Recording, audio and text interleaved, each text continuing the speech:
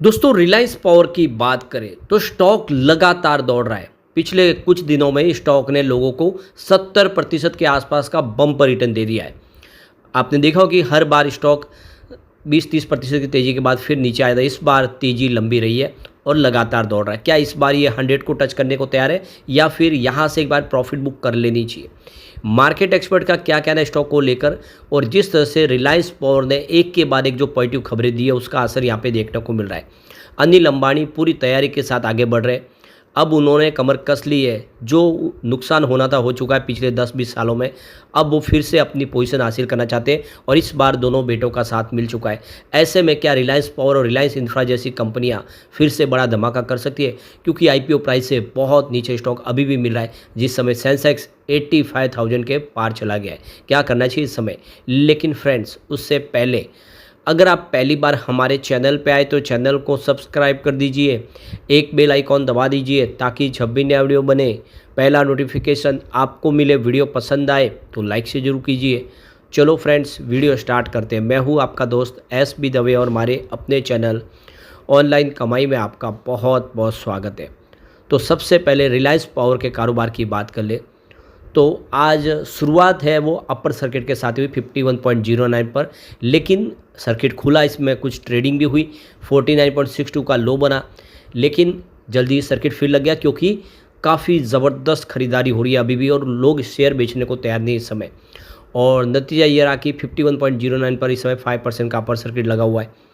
यहाँ पे देख सकते हो कि इस स्टॉक ने बेहतर रिटर्न दिया है। सिर्फ सितंबर महीने में ये 70% का रिटर्न देने में कामयाब रहा स्टॉक। देख सकते हो कि 30 के नीचे था। उससे पहले भी तेज़ी बनी थी। ये 29 से ही शेयर ने दौड़ना शुरू किया था, 38 तक चला गया था।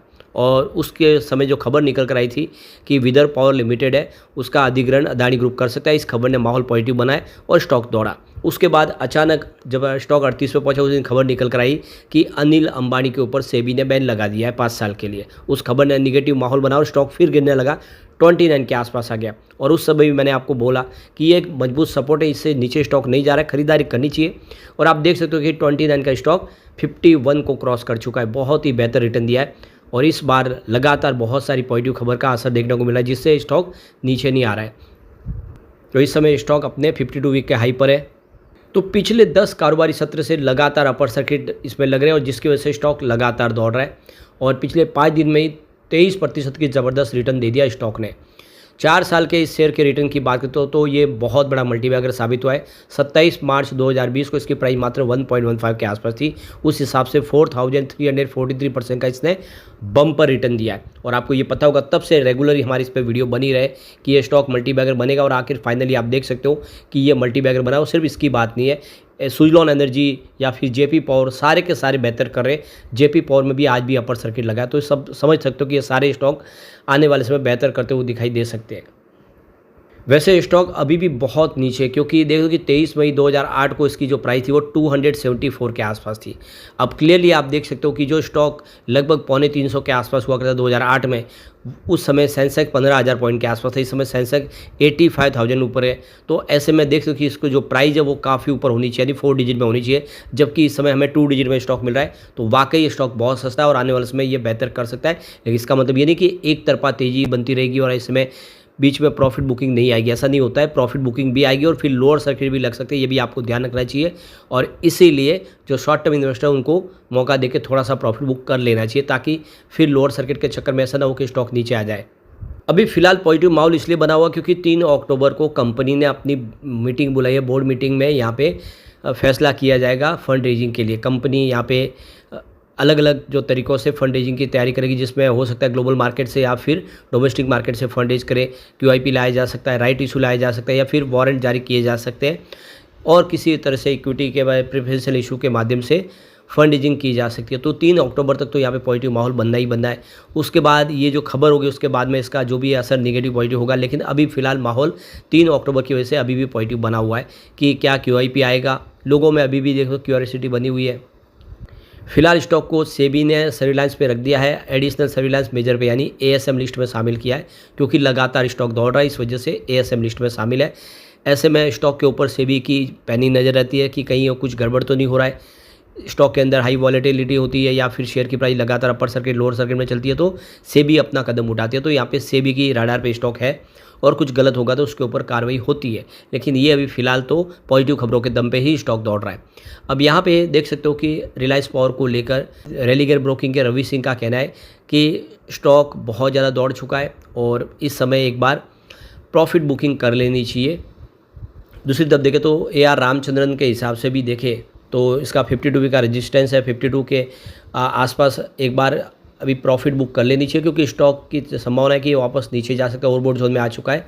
तो ये देख सकते हो कि इसका सपोर्ट लेवल 43 का टूटा तो 35 तक जा सकता है। तो उन्होंने डाउनग्रेड टारगेट दिया, एक हिसाब से यहाँ पे प्रॉफिट बुक की सलाह दी है।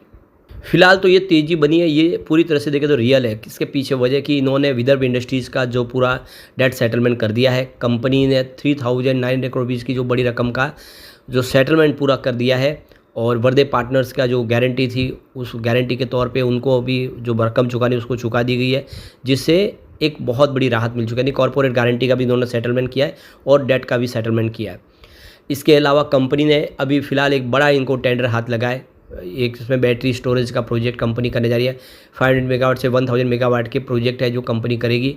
तो इनको एक बड़ा टेंडर मिल चुका है। रिन्यूएबल एनर्जी अब यहाँ पे स्टोरेज सेक्टर में भी एंट्री करने जा रही है, जिससे कंपनी का पोर्टफोलियो बढ़ता हुआ दिखाई देगा। इससे पहले कंपनी सोलर और विंड प्रोजेक्ट करती थी, इसके अलावा थर्मल और हाइड्रो प्रोजेक्ट थे, लेकिन अब कंपनी बैटरी स्टोरेज प्रोजेक्ट में भी आगे बढ़ने जा रही है। तो जैसे कि कंपनी एक प्लान बना चुकी है कि आने वाले समय वो EV सेगमेंट में भी एंट्री मारेगी, इन्होंने इसके लिए सब्सिडीज़ कंपनी का गठन किया है। तो ऐसे में बैटरी स्टोरेज का जो काम है वो रिलायंस पावर करती हुई दिखाई देगी और नई बैटरी मैन्युफैक्चरिंग की तरफ भी आगे कंपनी बढ़ती हुई दिखाई दे रही है और इसी वजह से आने वाले समय भी उम्मीद से बेहतर काम होता हुआ यहाँ पे दिखाई दे सकता है। अब यहाँ पे कंपनी ने जो एक्सचेंज को कल जानकारी दी उसमें देखिए तो NSE की जानकारी के मुताबिक कंपनी ने Q2 की तैयारी कर ली है। तो इसके लिए अगर आप देखें तो इनसाइडर ट्रेडिंग के लिए ट्रेडिंग विंडो को क्लोज किया गया और एक देख सकते हो कि ट्रेडिंग विंडो तभी खुलेगी जब कंपनी अपना Q2 का रिजल्ट डिक्लेयर कर देगी। तो रिजल्ट इस बार बेहतर रहने की उम्मीद है, क्योंकि आप देख सकते हो कि पिछले रिजल्ट में संभावना कुछ ठीक नहीं थी, कंपनी लॉस में थी, लेकिन अब यहाँ से संभावना पॉजिटिव बनी। कंपनी डेट फ्री हो चुकी है और काफ़ी अच्छे प्रोजेक्ट लेके आगे बढ़ रही है।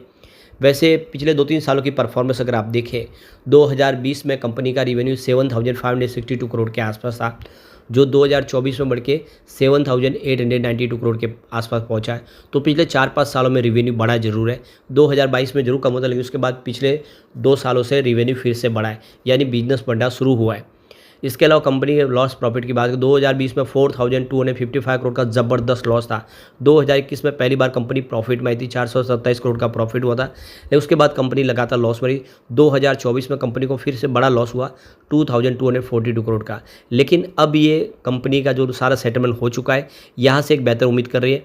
आने वाले समय स्टॉक कमाल कर सकता है। ऐसे में लॉन्ग टर्म इन्वेस्टर के लिए अच्छा मौका है कि रिलायंस पावर में दाव लगा ले। अब एक बार हम इसके पिवट लेवल को चेक करते हैं तो यहाँ से इस लेवल से अगर गिरावट की संभावना बन जाएगी तो 45 का पहला सपोर्ट है। ये सपोर्ट टूटा तो आपको 42 तक स्टॉक जाता हुआ दिखाई देगा। गिरावट और बढ़ती रहेगी तो फिर ये स्टॉक आपको 41 तक जाता हुआ दिखाई देगा। तो क्लियरली देख सकते हो कि फिलहाल अगर 40 के ऊपर तक ट्रेड करता रहेगा तो फिर से ऊपर जाने की संभावना आएगी। 40 से नीचे जाने पे फिर 29 के लेवल के आसपास जाने की संभावना बन जाएगी। पॉजिटिव माहौल बना तो 50 का फर्स्ट रेजिस्टेंस है। अब आप देख लो कि ये ऑलरेडी ब्रेक हो चुका है। सेकंड रेजिस्टेंस 51 के आसपास है, जिसके आसपास स्टॉक पहुंच चुका है। तो तीसरा रेजिस्टेंस अभी 54 के आसपास, यानी 55 तक स्टॉक जा सकता है। ऐसे में एक अच्छा मौका है रिलायंस पावर में दाव लगाए, लेकिन जो short term mid term investor उनको बहुत अच्छा प्रॉफिट मिल रहा है। वो चाहे तो कम से कम आप प्रॉफिट अपना बुक कर सकते हैं, क्योंकि जितनी तेज़ी से अपर सर्किट लगे उसमें लोअर सर्किट की संभावना भी उतनी तेज़ी से बन जाती है।